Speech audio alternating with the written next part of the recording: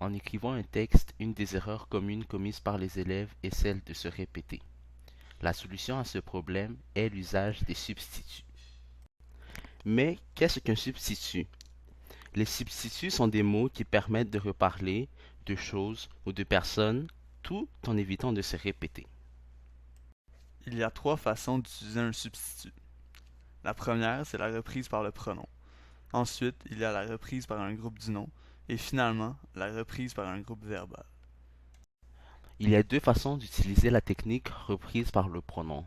La première, celle ici, s'appelle reprise partielle par un pronom.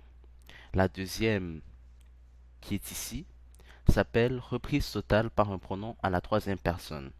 Commençons avec la première. Comme nous pouvons voir dans l'exemple ci-dessous, la phrase plusieurs pays ont adopté la sentence de la peine de mort, parmi eux les États-Unis. Nous pouvons constater que le pronom eux reprend d'une façon partielle plusieurs pays. Ensuite, passons à la deuxième technique, reprise totale par un pronom à la troisième personne. Nous pouvons constater dans l'exemple que la phrase les condamnés sont victimes d'injustice. Ils vivent une double peine. Nous pouvons remarquer que le pronom il, qui est à la troisième personne, reprend totalement le sujet les condamnés. La deuxième technique s'appelle la reprise par un groupe du nom. En gros, cette technique est une reprise par un synonyme. Dans la phrase ci-dessous, les prisonniers vivent une attente interminable. Selon délai est nocif. Nous nous sommes servis de selon délai, qui est un groupe du nom, qui est synonyme d'une attente interminable comme substitut. La troisième technique qu'on va voir ensemble s'appelle reprise par nominalisation. Dans cette technique, le substitut est un groupe du nom, mais il reprend un groupe du verbe ou un verbe. Comme nous pouvons le voir dans l'exemple ci-dessous, le condamné attend durant des décennies.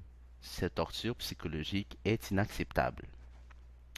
Le groupe du verbe attend durant des décennies a été remplacé par cette torture psychologique. Cette torture psychologique est alors le substitut de attend durant des décennies. Dans l'exemple suivant, est-ce que le long délai entre la condamnation et l'exécution est une bonne chose? Pour ma part, je ne crois pas que c'est une bonne chose. Il y a répétition. Alors, nous allons utiliser la technique reprise par un groupe du nom et utiliser un synonyme. Nous allons remplacer bonne chose par affaire adéquate. Est-ce que le long délai entre la condamnation et l'exécution est une bonne chose? Pour ma part, je ne crois pas que ce soit une affaire adéquate. Voilà qui est beaucoup mieux.